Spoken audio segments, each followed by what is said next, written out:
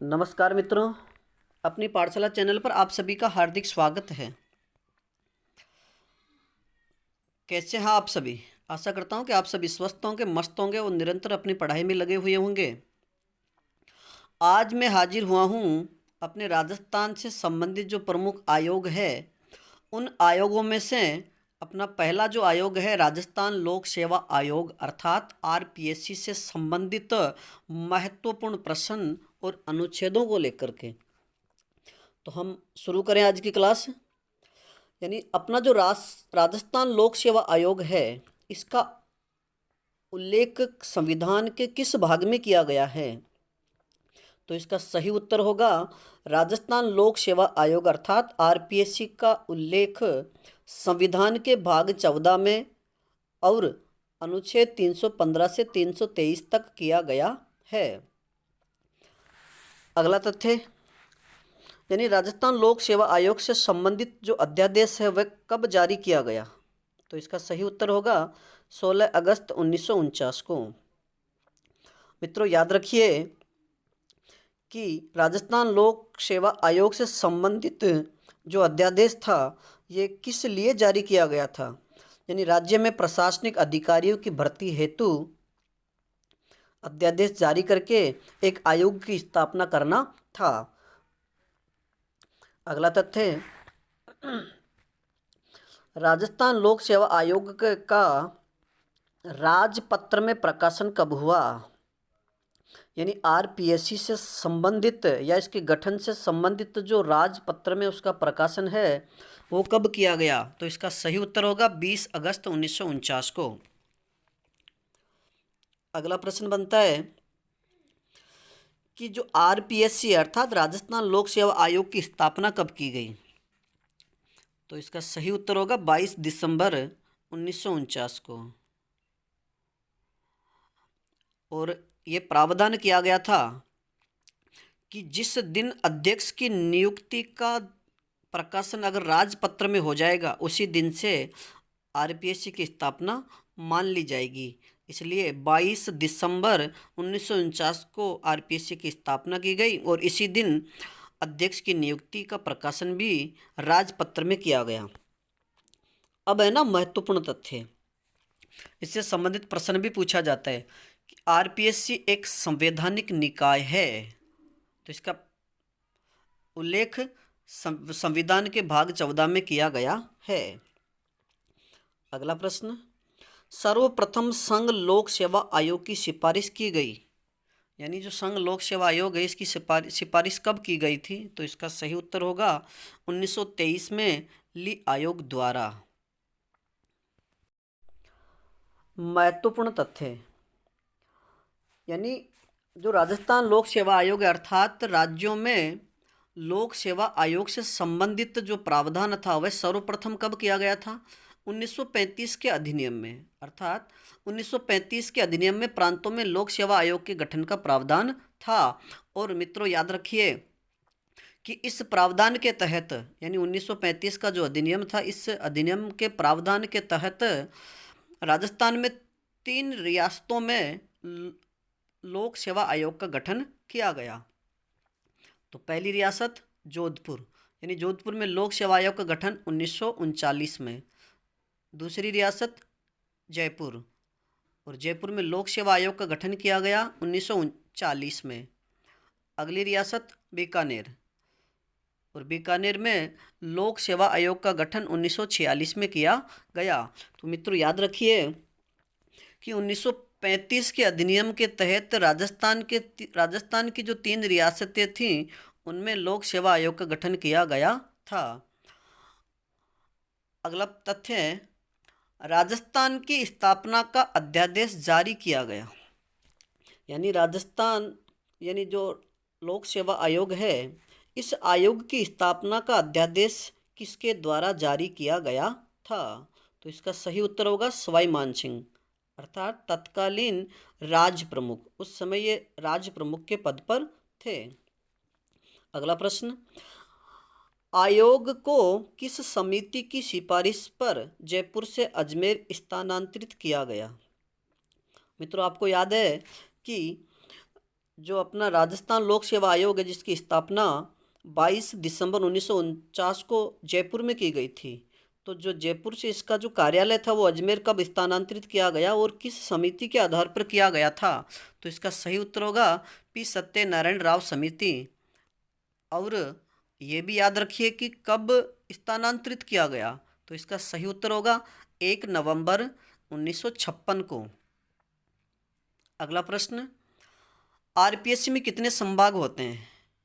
यानी जो राज्य लोक सेवा आयोग है इसमें कितने संभाग होते हैं? तो इसका सही उत्तर होगा 6 संभाग। और वो 6 संभाग कौन कौन से हैं? तो पहला भर्ती संभाग, दूसरा परीक्षा संभाग, तीसरा सेवा संभाग, चौथा प्रशासनिक संभाग, पांचवा विधि संभाग और जो छठवां संभाग है वह है शोध संभाग। और अगला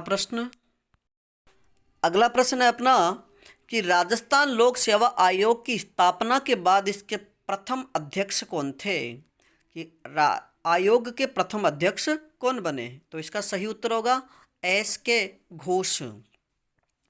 मित्रों याद रखिए कि एस के घोष थे, ये राजस्थान के मुख्य न्यायाधीश भी थे और इनको कार्यवाहक अध्यक्ष बनाया गया था।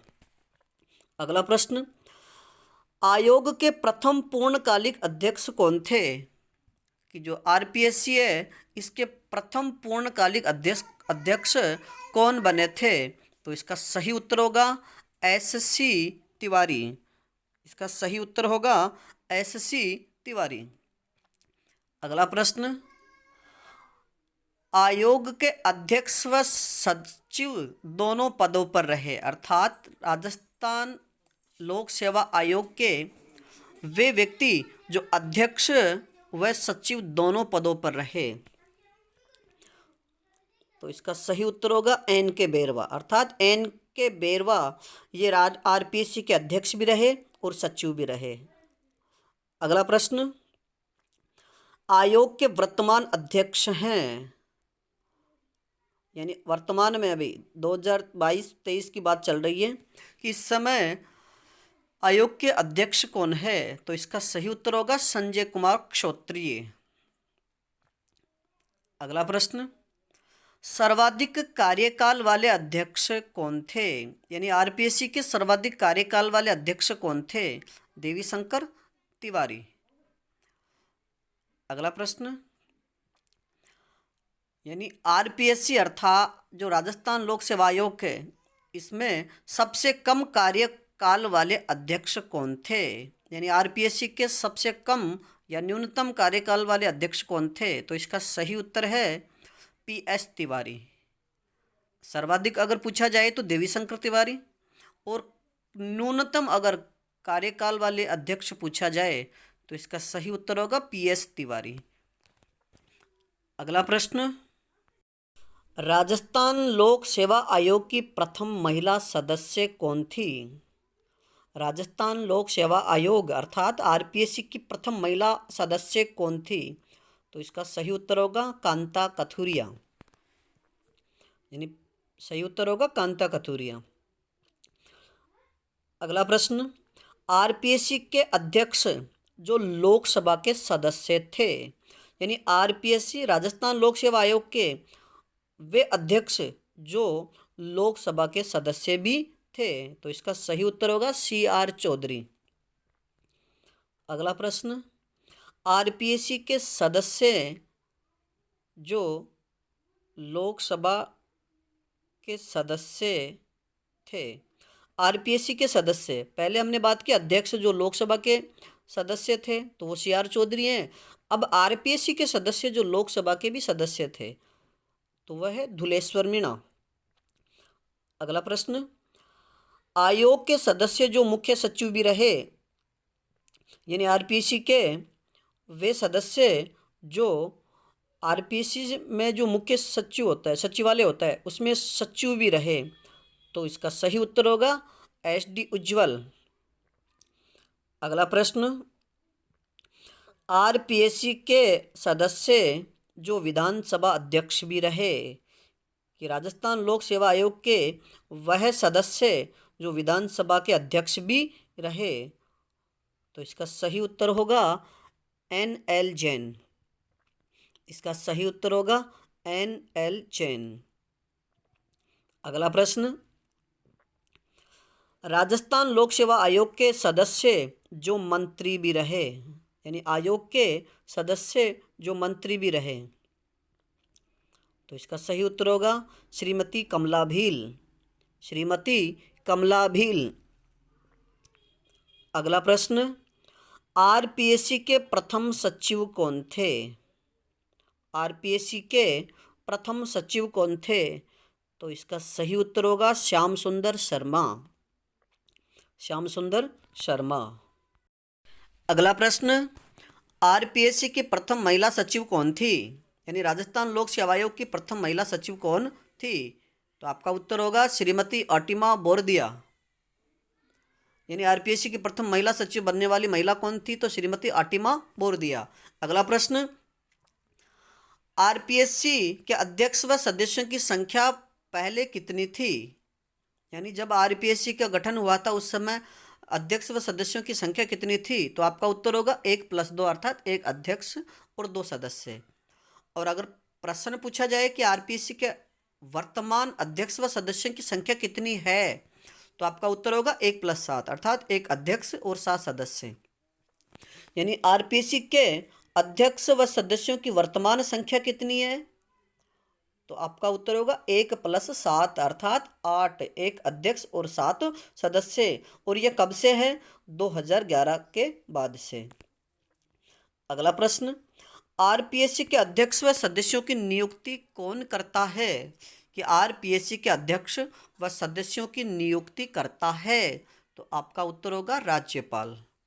यानी आरपीएससी राजस्थान लोक सेवा आयोग के अध्यक्ष व सदस्यों की नियुक्ति राज्यपाल द्वारा की जाती है। अगला प्रश्न, कार्यवाहक अध्यक्ष की नियुक्ति कौन करता है? कि किसी कारणवश अगर मान लिया जाए कि कार्यवाहक अध्यक्ष की नियुक्ति करनी पड़े, तो उसकी नियुक्ति किसके द्वारा की जाएगी? तो इसका उत्तर होगा राज्यपाल द्वारा। अगला प्रश्न, आयोग के अध्यक्ष व सदस्यों को पद से हटा सकता है? कि राजस्थान लोक सेवा आयोग के जो अध्यक्ष या सदस्य हैं उनको पद से कौन हटा सकता है? तो इसका सही उत्तर होगा राष्ट्रपति। और मित्रों याद रखिए कि आयोग के जो अध्यक्ष या सदस्य हैं उनको राष्ट्रपति उच्चतम न्यायालय के मुख्य न्यायाधीश की सलाह पर ही हटा सकता है। अगला प्रश्न, आयोग के अध्यक्ष व सदस्यों को निलंबित कर सकता है? कि राजस्थान लोक सेवा आयोग के जो अध्यक्ष हैं और जो सदस्य हैं उनको निलंबित कौन कर सकता है? तो इसका सही उत्तर होगा राज्यपाल। यानी आयोग के अध्यक्ष व सदस्यों को नियुक्ति राज्यपाल द्वारा की जाती है और निलंबन भी राज्यपाल द्वारा ही किया जा सकता है, लेकिन हटाने का जो कार्य है वह राष्ट्रपति करता है और वह भी उच्चतम न्यायालय के मुख्य न्यायाधीश की सलाह पर। अगला प्रश्न, आरपीएससी के अध्यक्ष व सदस्य त्याग पत्र देते हैं? कि आरपीएससी के जो भी अध्यक्ष या सदस्य हैं वह अपना त्याग पत्र किसे संबोधित करते हुए देते हैं या किसे देते हैं? तो इसका उत्तर होगा राज्यपाल। यानी आरपीएससी के जो भी अध्यक्ष या सदस्य हैं वह अपना त्यागपत्र राज्यपाल को देते हैं। अब आगे पढ़ेंगे हम आयोग के महत्वपूर्ण अनुच्छेद, अर्थात राजस्थान लोक सेवा आयोग से संबंधित महत्वपूर्ण अनुच्छेद। अनुच्छेदों से संबंधित पहला प्रश्न, राज्य लोक सेवा आयोग के गठन का प्रावधान किस अनुच्छेद में है? कि राज्य लोक सेवा आयोग के गठन का प्रावधान है, तो इसका सही उत्तर होगा अनुच्छेद 315 में। यानी प्रत्येक राज्य में एक लोक सेवा आयोग होगा, इसका प्रावधान किस अनुच्छेद में है? तो आपका उत्तर होगा अनुच्छेद 315 में। अगला प्रश्न, प्रत्येक राज्य में एक लोक सेवा आयोग होगा, पीएससी होगा, इसका अनुच्छेद 315(1) में उल्लेख किया गया है। अगला प्रश्न, 2 या 2 से अधिक राज्यों के लिए संयुक्त लोक सेवा आयोग यानी JPSC joint public service commission यानी 2 या 2 से अधिक राज्यों के लिए संयुक्त लोक सेवा आयोग होगा, किस अनुच्छेद में यह प्रावधान है? तो आपका उत्तर होगा अनुच्छेद 315(2) में। यानी प्रत्येक राज्य में एक लोक सेवा होगा, लोक सेवा आयोग होगा, पीएससी होगा, तो अनुच्छेद 315(1). और 2 या 2 से अधिक राज्यों के लिए अगर लोक सेवा आयोग होगा, जेपीएससी होगा, तो इसका प्रावधान अनुच्छेद 315(2) में है। अगला प्रश्न, आरपीएससी के अध्यक्ष व सदस्यों की नियुक्ति का प्रावधान है। यानी आरपीएससी के जो अध्यक्ष या सदस्य हैं, इनकी नियुक्ति का प्रावधान किस अनुच्छेद में किया गया है? तो आपका उत्तर होगा अनुच्छेद 316(1) में। अगला प्रश्न,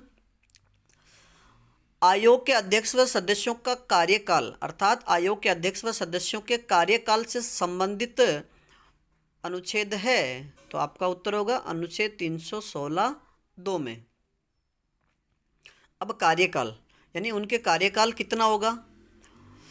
तो आरपीएससी के जो अध्यक्ष या सदस्य हैं, इनका कार्यकाल 6 वर्ष या 62 वर्ष की आयु, जो भी पहले हो, यानी या तो उनका कार्यकाल 6 वर्ष का होगा या 62 वर्ष की आयु, इनमें से जो भी पहले होगा। अब विशेष नोट लगा करके आप लिखें कि 41वां संविधान संशोधन 1976 द्वारा आयु 60 वर्ष की जगह 62 वर्ष की गई।